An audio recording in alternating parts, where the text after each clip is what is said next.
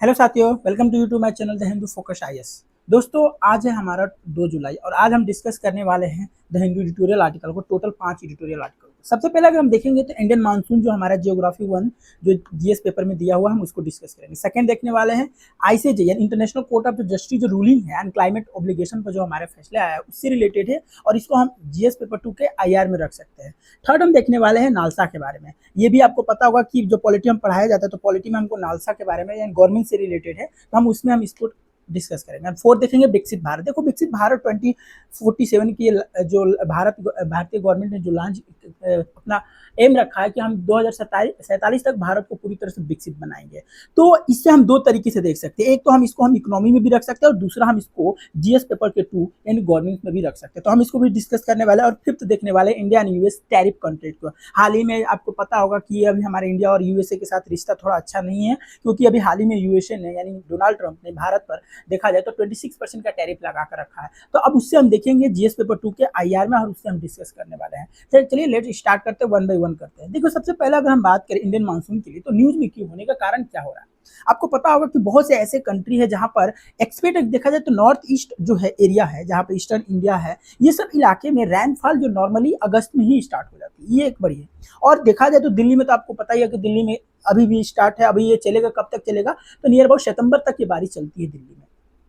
तो ये सब देखते हुए जो इंटरनेशनल मॉनिटरी जो डिपार्टमेंट है या मेट्रोलॉजिकल डिपार्टमेंट है, उसके जो डायरेक्टर जनरल है, उन्होंने एक कुछ डाटा शेयर किया है। उन्होंने बताया कि एवं जो नॉर्मल देखा जाए लाइकली इंडिया में, तो second half of monsoon season पूरी तरह से जो ये देखा गया है।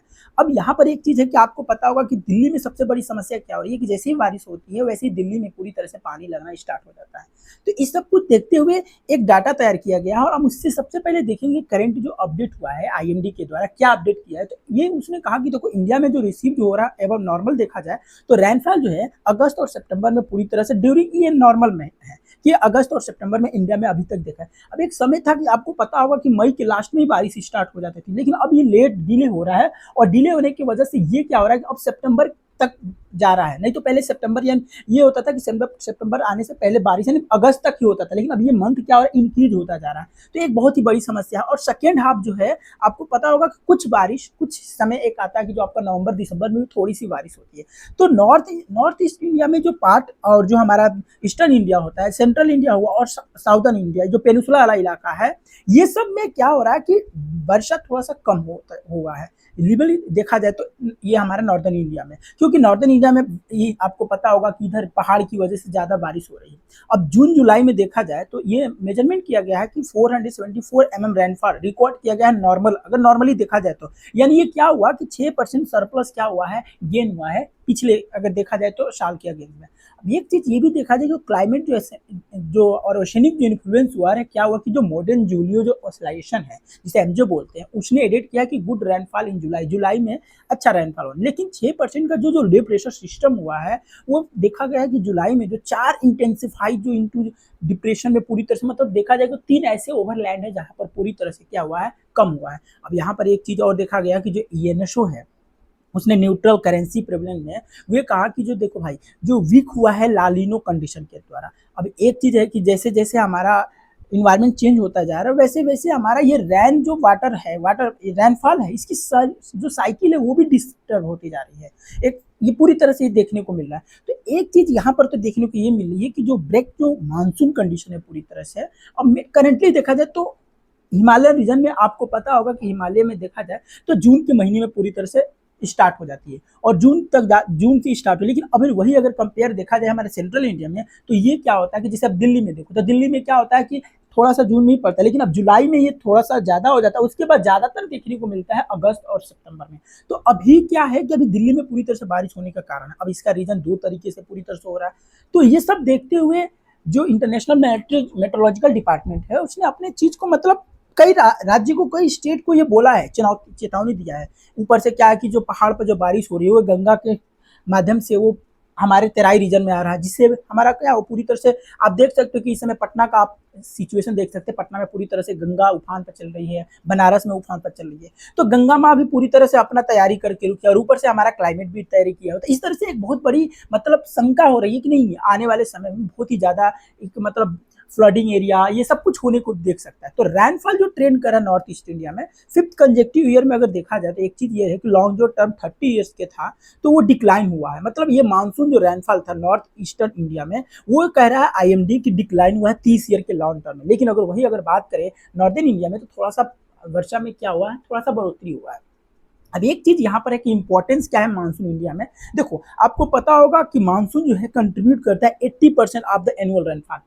80% जो एनुअल रेनफॉल इंडिया को पूरी तरह से कंट्रीब्यूट करता है और सपोर्ट करता है। 42% पॉपुलेशन डिपेंड ऑन एग्रीकल्चर, और एग्रीकल्चर के जो लोग हैं जो फार्मर करते हैं वो लोग यानी 42% लोग क्या है मानसून पे ही डिपेंड है एग्रीकल्चर करने के लिए। और आपको पता होगा कि एग्रीकल्चर जो कंट्रीब्यूट करता है 18.2% इंडिया के जीडीपी में, यानी भारत का जो जीडीपी है उस पर 18.2% एग्रीकल्चर सेक्टर कंट्रीब्यूट करता है। और क्रूशियल फार्दर देखा जाए तो ये इरिगेशन हुआ, हाइड्रो इलेक्ट्रिसिटी होगा, ड्रिंकिंग वाटर, ये मतलब रैन की पानी सिर्फ हम खेती के लिए नहीं यूज करते हैं, उसका हम क्या है हाइड्रो इलेक्ट्रिसिटी भी यूज करते हैं, कई कई ड्रिंकिंग वाटर के लिए भी यूज करते हैं। तो ये सारे चीज देखते हुए एक हिसाब से देखा जाए तो पानी को पूरी तरह से बचाना जरूरी है और उसको एक अच्छे यूटिलाइज समय में लेकर आना है।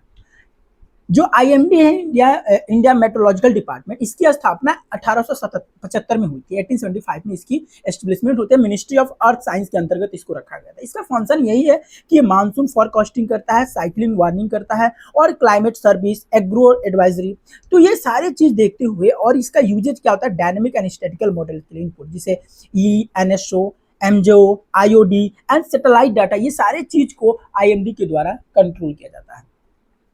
अब सेकंड हमारा आर्टिकल था वो आज जो कैन द आईसीजे यानी इंटरनेशनल कोर्ट ऑफ जस्टिस जो ruling the force rich nation to pay the for historical emission के लिए। अब ये एक न्यूज में रहा। अब इसका न्यूज होने का कारण क्या हुआ, देखो कंटेक्स्ट ऑफ न्यूज में अगर देखा जाए तो 23 जुलाई को 2025 में इंटरनेशनल कोर्ट ऑफ जस्टिस है वो इशू किया है कि लैंडमार्क एडवाइजरी ओपिनियन होना चाहिए, लीगल ऑब्लिगेशन होना चाहिए, क्लाइमेट चेंज होना चाहिए। It reaffirmative that contribute the legally bound and reduce the GHG emission और support करेगा vulnerable nation के लिए। While not a legally enforceable होगा, ruling the holds significant and domestic legal action and climate justice advocacy, ये सारी चीज को देखा जाएगा। About ICJ की अगर बारे में हम बात करें तो देखो भाई ये एक non binding legal advisory opinion है, नॉट एन इन्फोर्सेबल जजमेंट होगा, request bye UN general assembly, resolution adopted होगा 2023 ऑन द इनिशिएटिव वेंचर में। लीगल फ्रेमवर्क सिटीज की अगर बात करें यूएनएफसीसी यानी 1992 के, तो पेरिस एग्रीमेंट 2015 में हुआ था। Universal declaration of human right UHDRC, UN convention on the law of the sea और duty the prevent the transboundary harm. एक चीज और देखा हाईलाइट ये देखा कि obligate the state to act emissions under the international law, reaffirmative 1.5% degree limits in the line with IPPCC के द्वारा किया गया है। अगर मोरल देखा जाए legal groundwork for the vulnerable nations and push for the climate accountability. Legal implication हो रही है through non binding its can में स्ट्रेंथ किया है क्लाइमेट लिटिगेशन में इन डोमेस्टिक कोर्ट में, serve as the reference in the national climate obligation, be assisted by civil society and environmental groups के लिए। एक चीज और देखा जाए लिमिटेशन ऑफ इन्फोर्समेंट में, नो बाइंडिंग फोर्स हो रहा है under the ICJ status unless the both parties consent में, नो डायरेक्ट कंपनसेशन मैकेनिज्म हो रही है, historical emission enforcement through the UN security council is unlikely due to the geopolitical vetoes. देखो related institution की अगर बात करें तो जो आईसीजे है ये क्या है, ये सेटल करता है dispute between state country, advising करता है ओपिनियन लीगल बेसिक क्वेश्चन को रेफर करता है बाय यूएन बॉडी के द्वारा। यूएनएफसीसी जो है ये पेरेंट ट्रीटी करता है ग्लोबल क्लाइमेट नेगोशिएशन के लिए। पेरिस एग्रीमेंट में क्या होता है लीगल बाइंडिंग होती है, ट्रीटी होती है, limit global temperature and rise to well in the below 2 degree के लिए। लॉस एंड डैमेज फंड की बात करें तो created at COP 2027 assist the vulnerable country हो रही है, but implementation the funding are still weak. अब कॉमन बट डिफरेंशिएट रिस्पॉन्सिबिलिटी होगी सीडीबीआर, सीबीडीआर का मतलब principle from the Rio earth summit 1992 में, और recognise the differential historical contribution to the climate change. IPCC यानी scientific body on providing regular assessment on the climate change, it's a finding are the often and cities international law.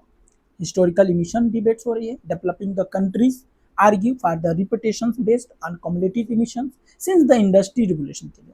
Developed nations and register करें legal capability for the past emissions and setting the data in ambiguity and sovereignty. NALSA की अगर बात करें तो boost करता है capacity of legal aid system के लिए। देखो नालसा क्या है, national legal service authority. Article 39A equal justice and free legal aid provide करता है। The state secure the all state operation of the legal system, promote the justice on the basis of equal opportunity, shall in the particular the provide the free legal aid and by justable legislation schemes. Any other way, ensure the opportunity for the securing justice, not or denying the any citizens and region the economical other disability.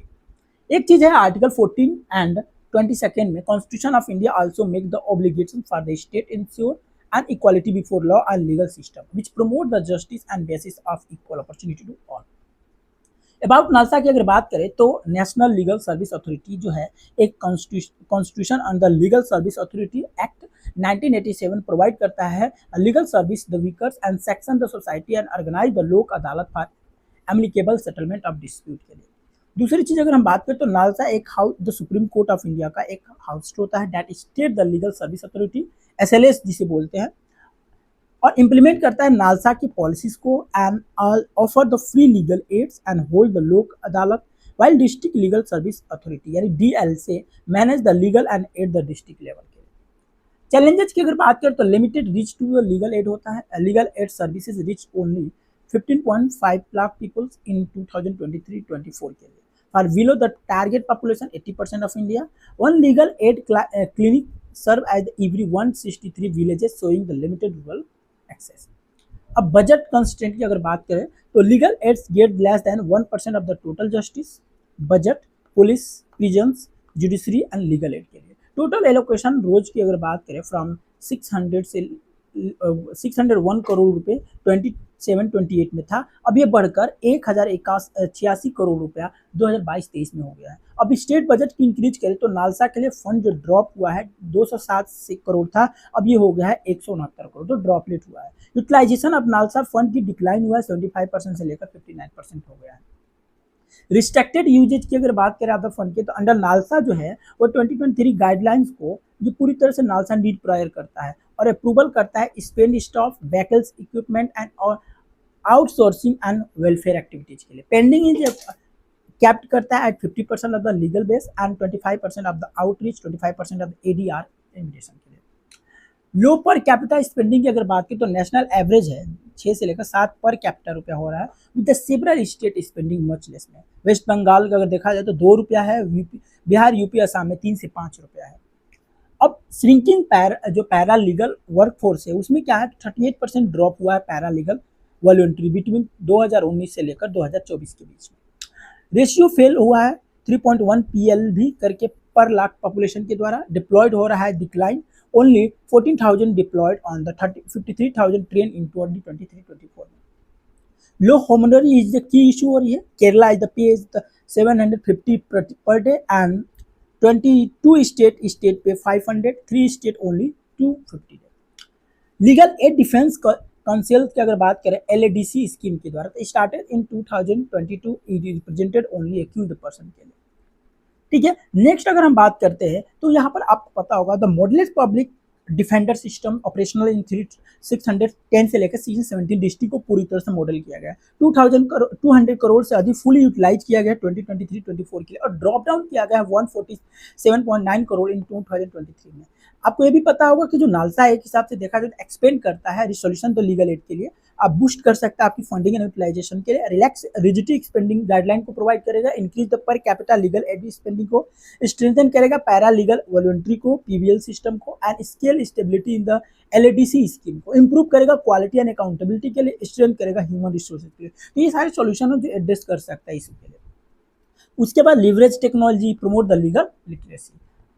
Next बात करते हैं विकसित भारत 2047 के लिए। देखो अगर बात करें 2047 तक भारत को विकसित बनाना है, पहले अभी प्रेजेंट में तो विकसित होना रहे, हम बात करते हैं 2047 तक।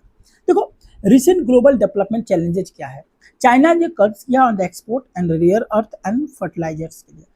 ठीक है, Foxconn stop pollutant highlight the vulnerability के लिए। India is the immediate priority करता है minimise the supply chain and disruption के लिए। बिगर क्वेश्चन है will this shift triggers deep economic policy reforms. Viksit Bharat 2047 की अगर बात करें तो 2047 तक भारत को विकसित बनाना a long term national vision है launch by government of India transform the country into the development nation by year 2047, making the 100 years of Indian independence.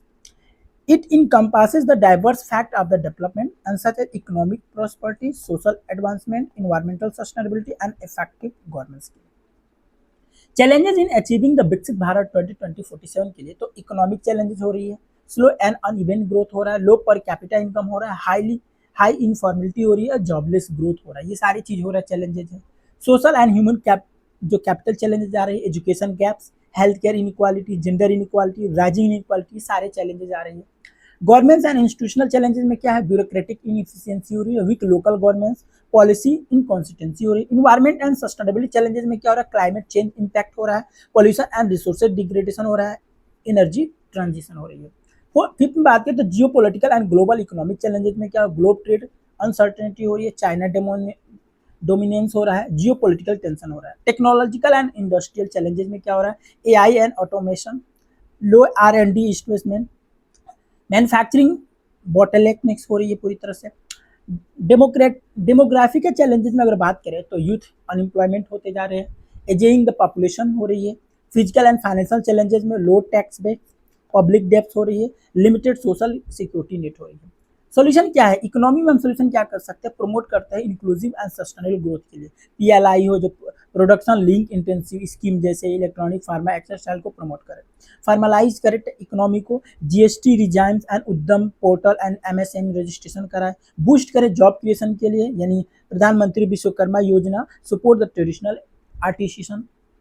Social and human capital में हम क्या कर सकते हैं, इंप्रूव कर सकते हैं एजुकेशन इक्वालिटी को, नेशनल एजुकेशन पॉलिसी NEP है, PM श्री स्कूल्स, इसको हम ग्रोथ कर सकते हैं, स्ट्रेंथ कर सकते हैं हेल्थ केयर एक्सेस के लिए, Ayushman Bharat Pradhanmantri Jay provided 50 lakh health cover to the poor family के लिए, एम्पावर कर सकते हैं वुमन के लिए यानी स्टैंड अप इंडिया, महिला सम्मान सेविंग सर्टिफिकेट कर सकते हैं, एड्रेसिंग इनइक्वालिटी है, प्रधानमंत्री गरीब कल्याण अन्न योजना डायरेक्ट बेनिफिट ट्रांसफर कर सकते हैं, गवर्नेंस एंड इंस्टीट्यूशनल रिफॉर्म कर सकते हैं, इंप्रूव कर सकते हैं ब्यूरोक्रेटिक एफिशिएंसी के लिए, mission Karmayogi for civil service reform के लिए, empower the local bodies, Swamitva scheme, rural property and mapping the unemployment कर सकते हैं, इंश्योर कर सकते हैं पॉलिसी स्टेबिलिटी के लिए, institutionalise long term plans and डिप्राइजेशन कर सकते हैं, एनवायरमेंटल एंड सस्टेनेबिलिटी सॉल्यूशन दे सकते हैं, mitigate the climate change, example national solar mission and international solar alliance, Pradhan Mantri Kusum for solar campus के लिए, इंप्रूव कर सकते हैं waste and pollution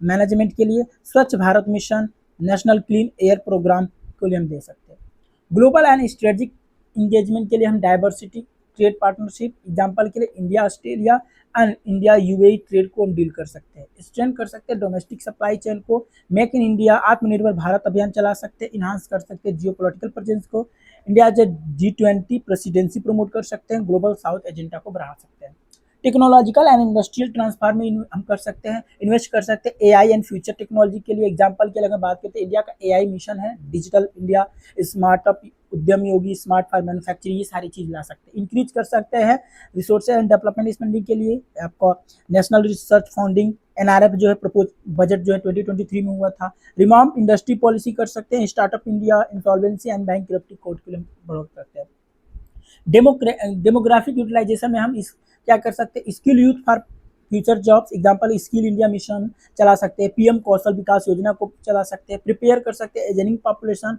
Atal pension Yojana, national programme for health care and elderly के लिए।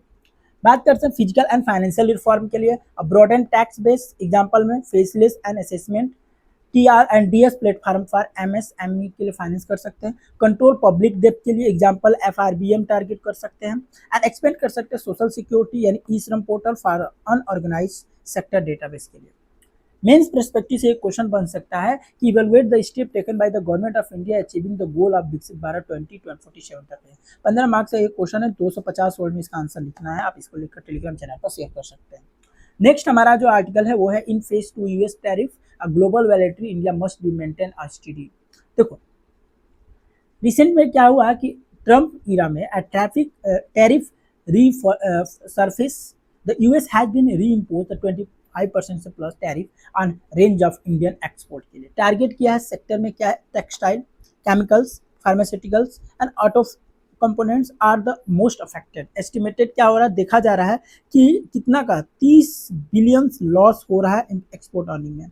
Short term GDP, employment stress due to supply chain disruption के लिए। Strategic concern and behind tariff के लिए बात करें तो एग्रीकल्चरल मार्केट एक्सेस हो रही है। यूएस जो है dissatisfaction with India the refusal open the dairy and agriculture market के लिए। India protect the rural economy, food security by reason.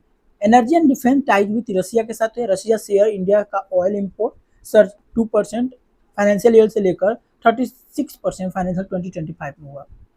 This strategic energy partnership fuels western geopolitical discomfort में। अब defence